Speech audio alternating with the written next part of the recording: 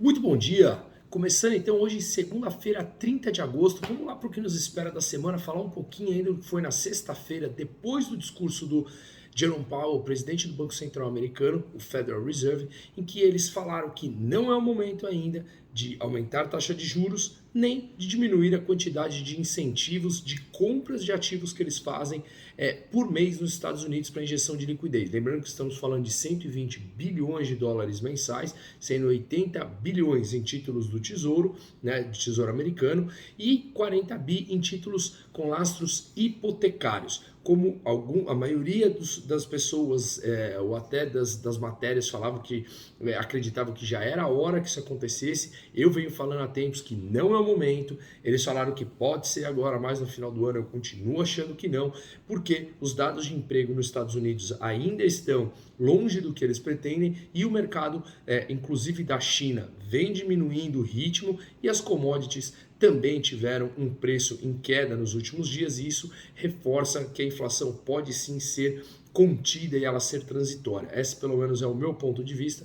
Então eu acredito que essa política eles continuarão injetando dinheiro na economia, tá? Depois de gastar basicamente 9 trilhões de dólares durante o Covid, não acredito que eles vão tirar assim, ainda quando os dados estão aquém do que eles esperam. Mesmo que a inflação saiu na semana passada, o núcleo da inflação, que é aquele preço de tudo, retirando alimentos e energia, que são os itens mais voláteis, veio de 3,6, e quando inclui alimentos e energia veio 4,2. A meta do Banco Central americano é de 2%. Então está bem acima, mas pelos motivos que eu citei aqui no começo, eu continuo achando que ela é transitória sim, e que ela vai cair em breve, voltar a patamares dentro da normalidade, quando a cadeia produtiva voltar ao normal, e aí a gente vai ver o Banco Central continuar injetando dinheiro. Esse pelo menos é mais ou menos a tese que eu defendo, mais ou menos o que eu estou falando por cima aqui. Quem quiser se aprofundar, por favor me fale, tá? E no final de semana se aproximou da costa da costa americana o furacão Ida, com vento de 240 km por hora, atingindo o porto na Louisiana, tá? O porto na Louisiana, ele é o único dos Estados Unidos a conseguir descarregar super petroleiros, tá?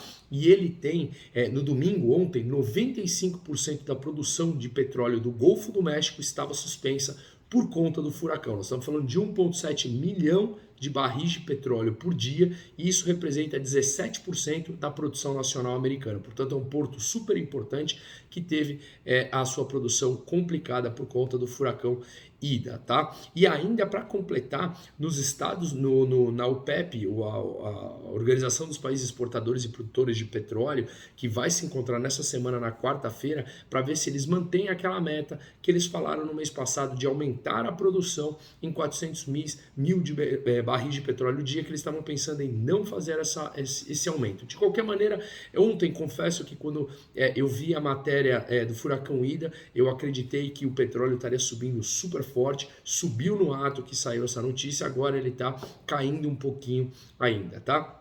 Bom, e no Líbano, na semana passada foi uma matéria que eu vi em jornais muito específicos sobre isso, que eu acho que é importante de falar. A gasolina subiu na semana passada 66% por lá. Porque o governo, que é totalmente intervencionista, falou que não faria mais importação da gasolina com taxa de câmbio super subsidiada, como eles falaram, e deixaram o câmbio correr para importação de gasolina. O que acontece quando o governo intervém naturalmente em preços, em câmbio? Quando ele solta, ele naturalmente busca o preço lá em cima. Isso a gente viu aqui nos preços controlados no governo da Dilma, que depois eles explodiram. A gente viu nos anos 90 aqui, a gente viu na Argentina, a gente viu em uma série de lugares que esse tipo de intervencionismo, talvez nenhum tipo de intervencionismo, funciona no longo prazo, tá? Na zona do euro, a gente tem hoje dados importantes de confiança de empresas, consumidor, confiança dos serviços e da indústria, tá? Além de dados de inflação de alguns países, Espanha, Portugal,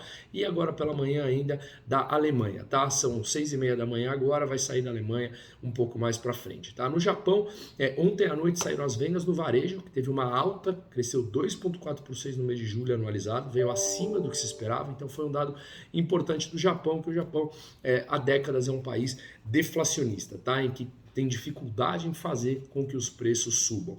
Falando um pouquinho aqui no Brasil, uma estatal de grãos do Egito comprou 200 mil toneladas de açúcar bruto do Japão. Uma empresa super conhecida que é a Louis Dreyfus vai fornecer metade disso, tá bom?